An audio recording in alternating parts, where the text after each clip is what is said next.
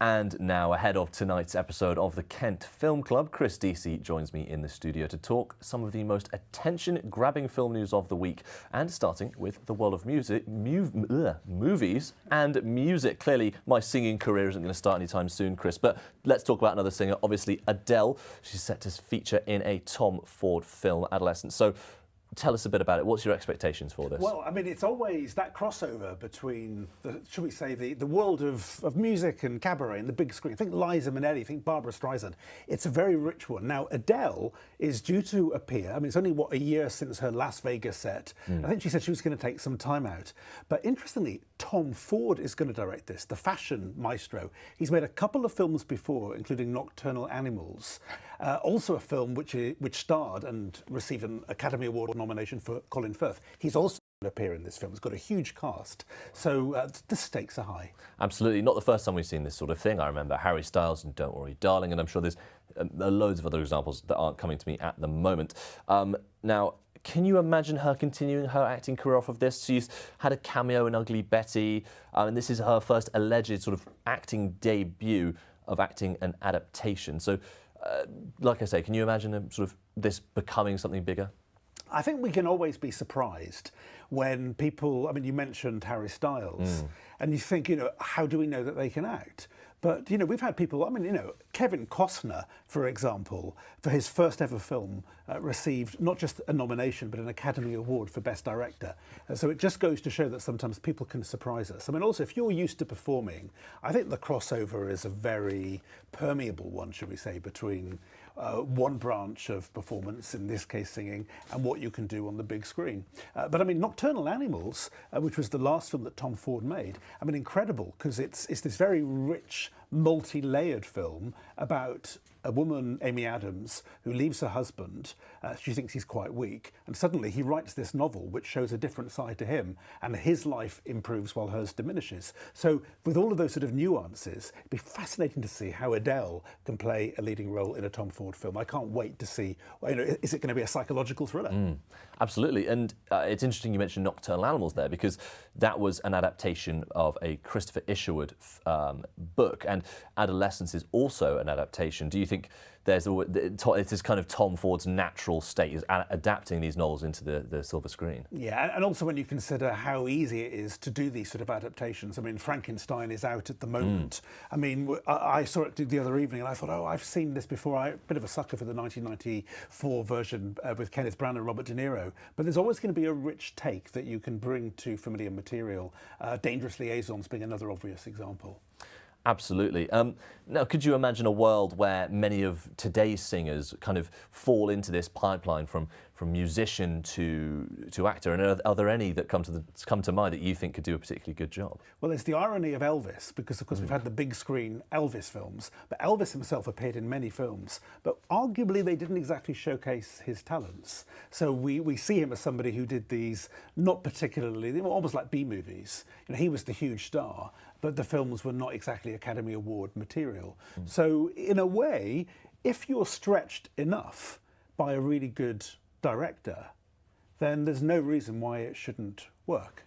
Absolutely. And I mean, this is, like I say, an adaptation of a novel, and with bringing Adele into it, I mean, it kind of marks an interesting point in her career. Did you kind of expect this for her as a sort of role, from going from musician to actress? Well, the best example I would give, or the best analogy, is Lady Gaga. When I knew that she was going to be in a film, I thought, she did A Star Is Born, and I thought, but how do we know that she can act? And she did phenomenally, and she's been in plenty of other films as well, like House of Gucci. So if we use that as the template, I would say that, let's give her the benefit of the doubt. Definitely, definitely. We're moving on to a different topic now.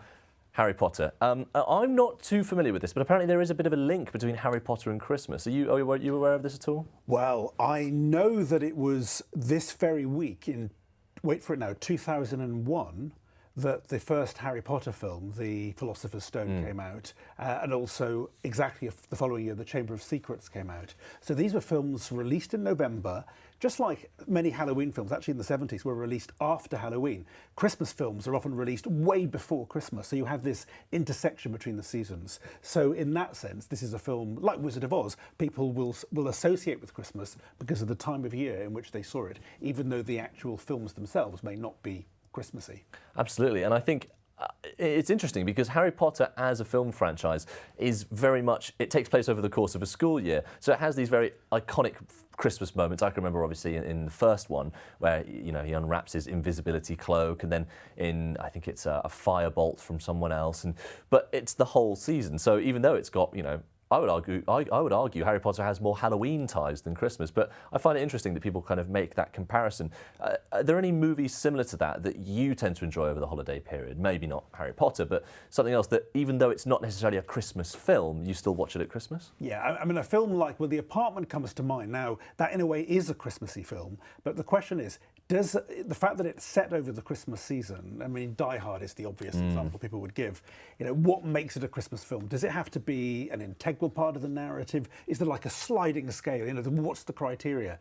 But I mean, a film often that we associate, maybe a Christmas Day film. I remember back in the 90s, Batman, the 1989 Tim Burton version, received its TV premiere on Christmas Day in 91. A few years later, Jurassic Park came out Christmas Day. E.T. Came out, I think, in 1990, you know, a good 8 years after it was made. So there would have been people, Back to the Future, another example, great films, summer blockbusters in some cases, that had their TV premiere on Christmas Day. People will always associate the Christmas with those films. So for me, 1991, I think of the release of Batman. Yet it was a huge summer 1989 theatrical release. Absolutely. On Harry Potter, obviously a very long-standing franchise of films. We have another franchise of films, a little bit brighter maybe than the last in terms of its colour palette. Toy Story 5 has been announced. Obviously, we had the first 4 over before I was born and through my childhood. So it's a long-standing franchise. First of all, what do you make of it? Do we need a Toy Story 5? Well, I'm afraid that I was old enough to see it with the first one that came out. It was around February, wait for this, of 1996. So we're talking nearly 30 years. This one is due out, I think, next June. So we're talking 30 years since the first one. Well, I mean, Tom Hanks, when he was interviewed after Toy Story 4, said that's the end. You know, in a way, we've reached closure. We don't need to go any further forward. Whereas Tim Allen was much more amenable to the possibility of a fifth. I think he said, when you've had the trilogy, once you've gone beyond the trilogy, anything goes. You can keep going. Why do you need to stop? So there is that reason. But also, see, the crucial thing is, are they going to appeal to a new generation of children? I mean, there's the irony that there will be people now who may even have grandchildren who were children or young people themselves when this first one came out. So in that respect, it has to appeal to a new generation. And I think from what I've read is there might be a sense in which they are engaging with the world of computer and smart screens, maybe an on-screen toy or video game. So that'll be an interesting twist to the very first film, which was much more dealing with those analog toys of yesteryear.